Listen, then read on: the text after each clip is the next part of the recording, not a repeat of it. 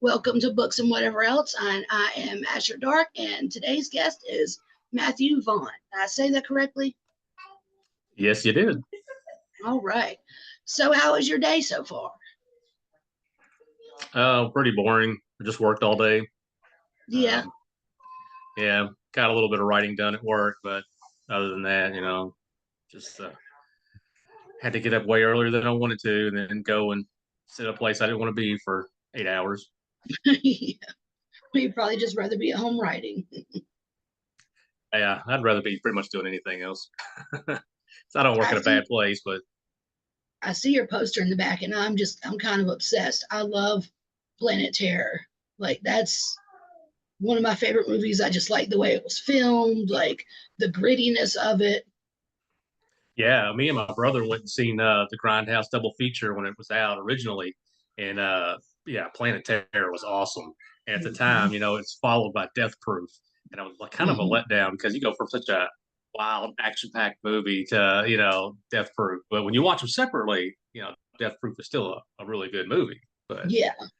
But yeah, back to back, you're like, oh man, what happened to the craziness? yeah, I think they should have. If they'd done it the other way around, I think it would have went over a little bit better. But you know, but yeah, I've got a lot of movie posters. I used to have them hanging all over the place before we started having kids. And once we started having kids, they kind of, you know, got relegated to closets and things like that. But I'm a movie poster. I like the little metal tins. I think those are really neat. Like the little tiny metal, like 10 movie posters, which is oh like yeah, my little wall back there. oh yeah, Of them, some of my favorites. yeah. All right, so let's get into what inspired you to write. Was it a certain book or author, or was it something you kind of always did? It's really something I kind of always did when I was a kid. Uh, got into comic books, was like really into comic books. So from a really early age, I've always been creative, I guess you could say.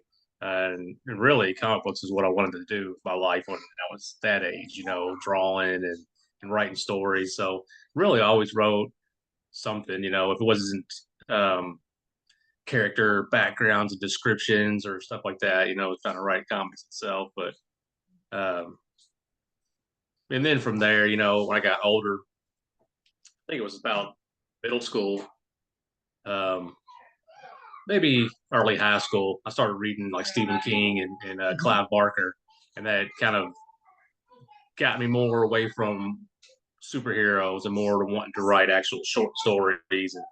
And Mhm. I could never write a book at that age, but I always tried to write short stories and Yeah. probably more rip-offs of Clive Barker and Stephen King than anything else. But that's pretty much the progression. Mhm. As I always had something creative going on, whether it was drawing, something or writing or playing in bands, and it kind of got to a point to where it's like I got to pick one because I never really was great at any of them. It's kind of just I did a lot of different things, so I kind of thought, I need to pick one thing and make that my thing I do.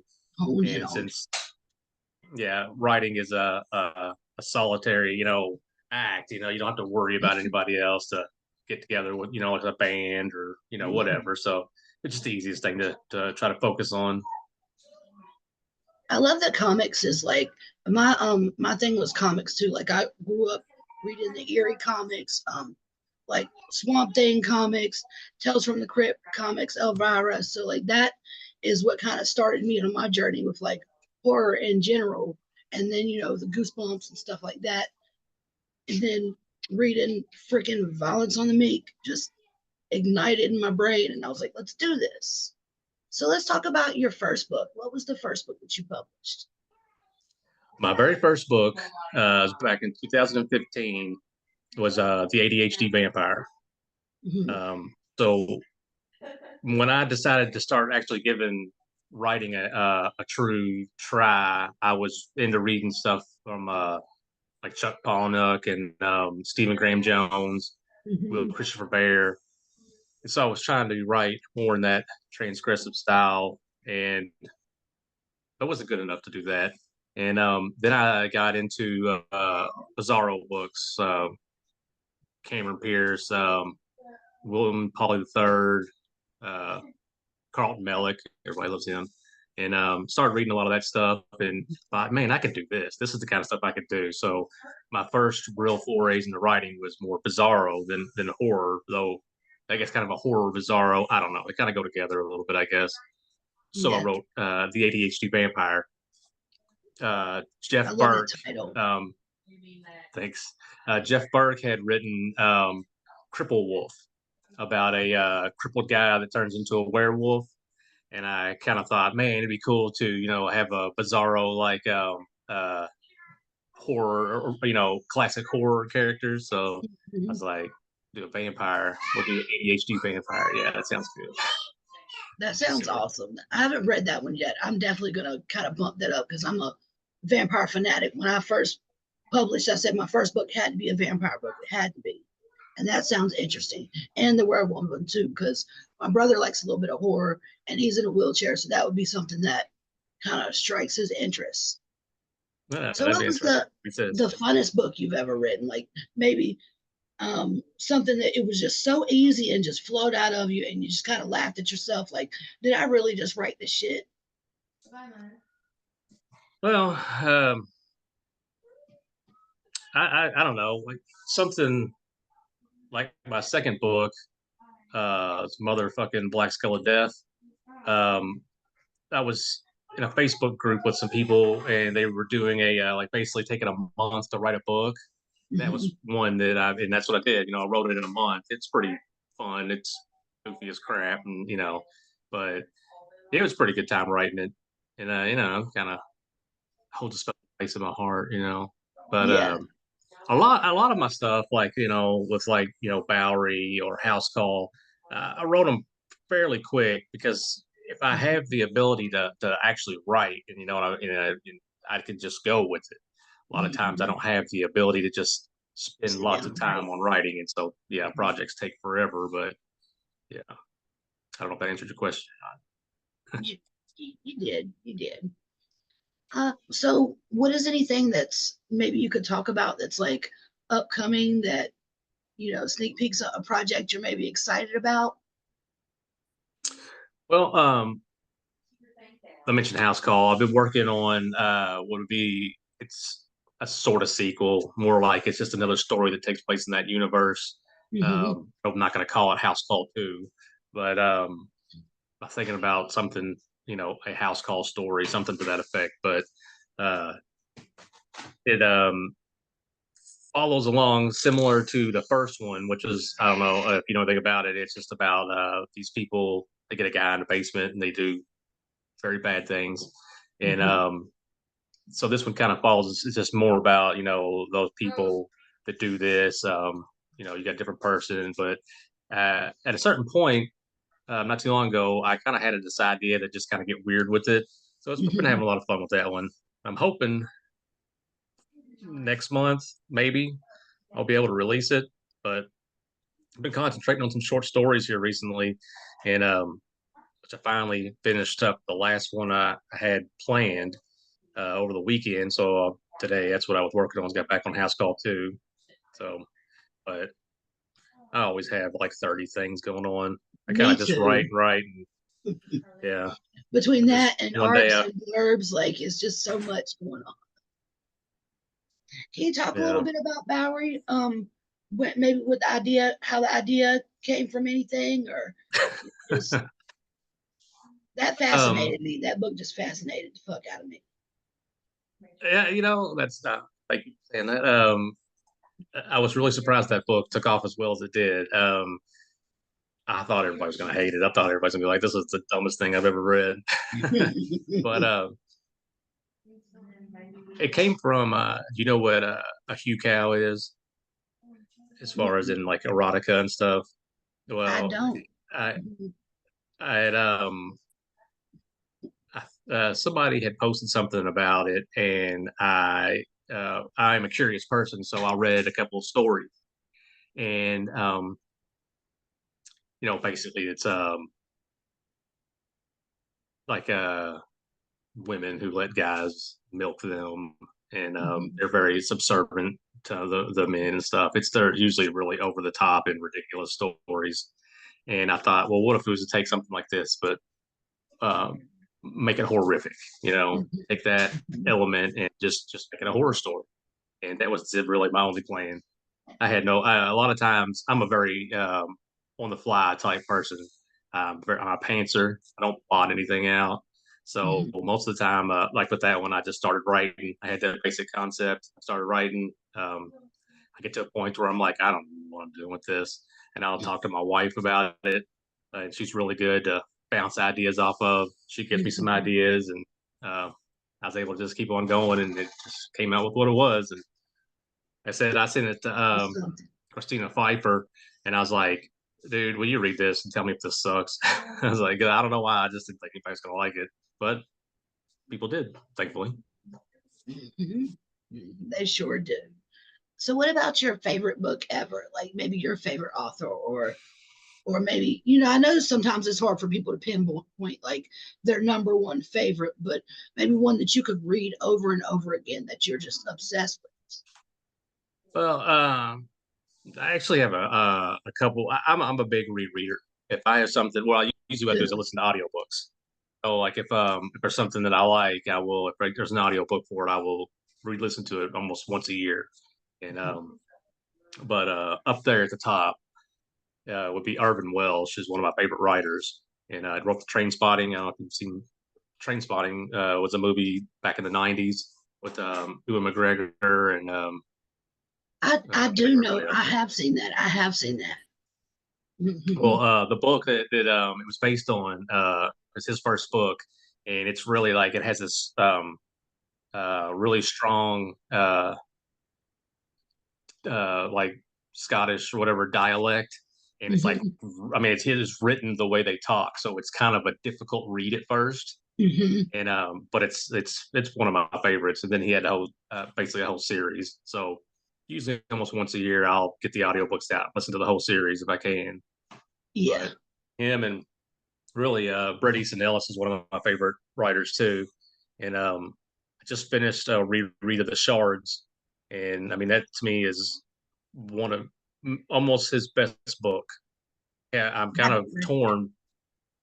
It's really good. I really like his Glamorama a lot too, so I'm kind of torn between which one is actually his best book, but somewhere in there is my favorite book. We'll say between those I two love guys. finding out people's favorites because you never know like what it's going to be. It could be something completely like different than what other people thought that they would read or that they would like. Yeah, I'm a big horror guy, and I love horror, and I read a lot of horror authors, but for some reason, um, the transgressive stuff is always to me just I just always loved it so much more. You know, but I like I think fantasy. oh yeah, Mhm. I read a lot of fantasy. Just read Stephen King's Eyes of the Dragon. I did not realize how fantastical that book was. It was really That is good. my favorite King book. That's my number one favorite. That and then Desperation. But Eyes of the Dragon is my number one. It's so, so good. It really was. I was kind of surprised. I think as a kid, I always seen the cover and the title. It kind of turned me off. I'm like, oh, what is this? This is dumb. But yeah, Yeah. it, me and my wife were trying to go through all the Dark Tower books, but they call the taking the scenic route. So incorporating all the books that he has that has something to do with it too. Hmm. If it wasn't for that, I probably never would have read it. Yeah. Yeah. I liked I'm a big Dean Koontz fan. Is that how you say it? I think Twilight so. Eyes is one of my favorite books ever, but a lot of people just haven't read it. But it's so good. It was so good. Have you ever read it? I no no. When I was, I want to say middle schoolish, early high school, when I was first started getting to King, me and my brother and my friend, we were all kind of getting into everything at the same time. And Dean Koontz was one that they were reading a lot of, but I did not read a lot of them. I read Hideaway, which I liked a lot, and Intensity, I love a couple Intensity. others, but I know of was it Twilight Eyes. I mean, I Mhm. remember it. but I don't think I ever read that one. It was just one of my favorite, just because it had carnies and goblins, like those two things. I was like, oh yeah, definitely want to read this. And I've that's another one of those books that I read like every couple of years, just because I'm obsessed with it. Yeah. So you got any other talents besides writing? uh, I mean, I like to draw. I don't know. I guess I'm okay at it. Anymore these days, all I ever do is when people buy books from my online store, I draw a bookmark for everybody for every order. It's not as That's much really as I get into neat. now. Yeah, I I stole think the that idea means from William more. Polly. I think, Yeah, opening up something that like somebody has like made, just, personally made, just means a little more, especially drawing it. I think that's amazing. You got any weird quirks? Anything that like maybe your wife fusses about you at you about, that like she's like, why do you do that? oh, I'm sure. I'm sure there is. I can't think of anything. Uh, hmm, I don't know. One thing I think of really off the top of my head is I don't know. Sometimes I'm kind of weird about food. Like, uh, if I don't know for sure where it's come from, like I don't want to eat it, or if I feel like there's a possibility somebody might have touched it, I just be kind of weird about it. It's like I don't mind if it's coming from a restaurant or like if I know somebody, like, hey, I just cooked this food for you, like that's cool. But if like I don't know, one time when I used to work at a job, I eat cereal for breakfast most days. It's just easy, you know. And I remember I used to take the little boxes that they sell, the little boxes of like Kellogg's cereal, and would have them in my toolbox at work. And one day I went to get into one, and it was open and it was empty. And the guys I worked with thought it was just hilarious. They had taken it and they poured it into a bowl and stuck it in the refrigerator. I'm like, I can't eat that now. I was like, you just wasted my food because I will not touch that. I don't know, I don't know what has happened to it, but That makes sense, though. That makes sense. yeah, it probably didn't do anything to it. It was probably fine, but I don't know. It just bothers me. Just the fact that somebody opened it and Yeah, poured it it's open, and it's been sitting open.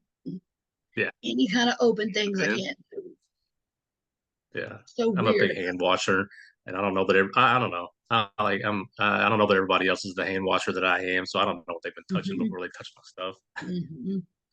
Working in fast food, I've seen some nasty people and some nasty Oh, habits. yeah, I Horrible. bet. Yeah, I used to work I've in heard. fast food when I was in high school, so I know. And then that movie Waiting. Have you ever seen that movie? Yes, yeah, hilarious though. But I yeah, that'll definitely make you think twice about when you get your food. Uh, definitely. Well, we're gonna wrap this up. I had fun chatting with you and stuff. I was oh yeah, I just found out about you. Like I'd seen your name and stuff, but we just recently started interacting and stuff. And I think I was a little intimidated at first, because like I was like, that's kind of a big deal. So like, and I was so nervous when I yeah. asked you. I was like, what's he gonna say? Because you never know when you ask people. Some people could just be like, mm. But you were like, fuck yeah, or not fuck, well, Yeah, hell so yeah. you didn't know, but I am kind of a big deal, so I guess I could grace your presence.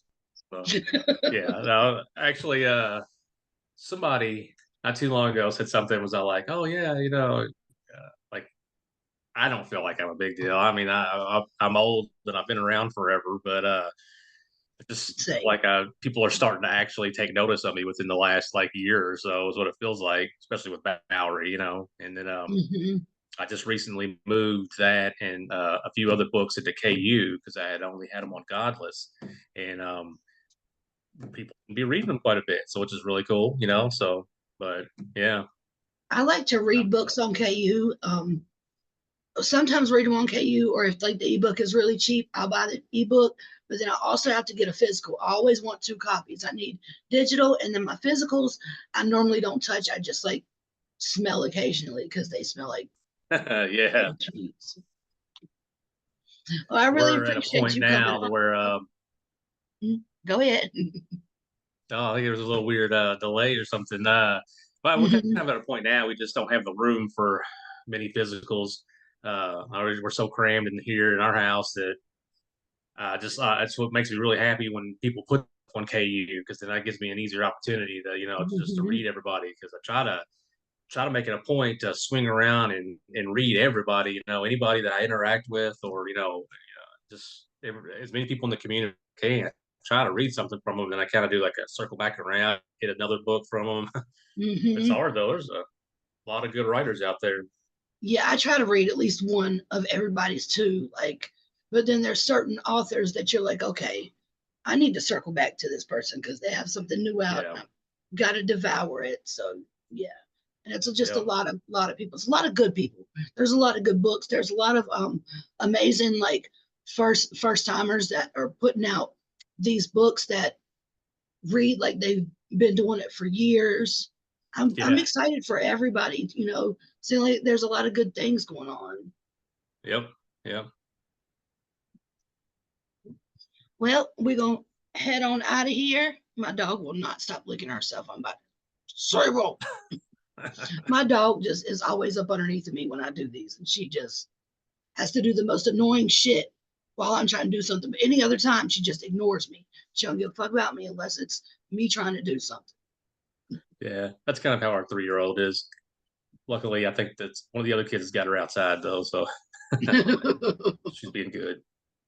Well, thank you for coming. My Thanks for next having guest me. will probably be JJ. I can't say JJ's last name. He's gonna hate me. Silas, Gig of the Damned. If you haven't read that, it's freaking amazing.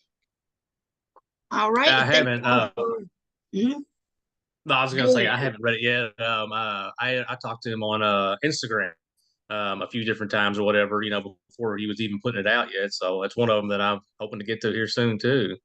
He's But pretty awesome. I'm gonna have him and Eric Butler, which hey, fangirling over that. well, thanks again for having me. Thank you for coming, and thank everybody for watching.